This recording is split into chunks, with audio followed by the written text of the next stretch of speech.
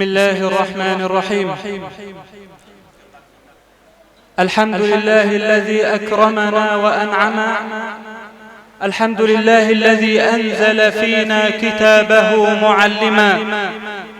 الحمد لله الذي شرفنا بكتابه المعظما وباعث نبيه المكرما. صلى الإله دائما وسلما وزاده ما ضاء يوم في الدنا وأظلما.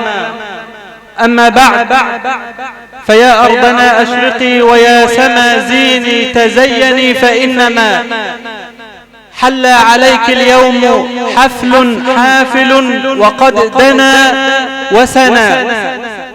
ألستم تبصرون بدرا هاهنا وأنجما؟ تأملوا تروا شبابا صالحين ومسلما، تروا شبابا في المعالي لطالما حفظوا كتاب الله تلوه ترنما. أيها السادة الكرام، أهلا وسهلا ومرحبا بكم في الحفل السنوي لتكريم حفظة كتاب الله عز وجل بدار تحفيظ القرآن بقرية دشمس للعام الخامس.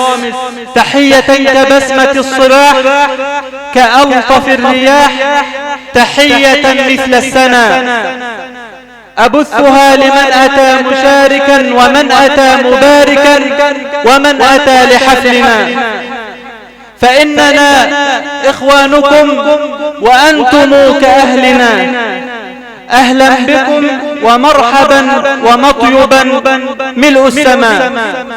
خير ما نفتتح به حفلنا الكريم تلاوة عطرة يتلوها علينا فضيلة الشيخ عبد الرحمن محمد زكي، الذي جاء نيابة عن والده الكريم فضيلة الدكتور محمد زكي عوض. فبارك الله في الوالد وبارك الله في الولد، فليتفضل فضيلة الشيخ.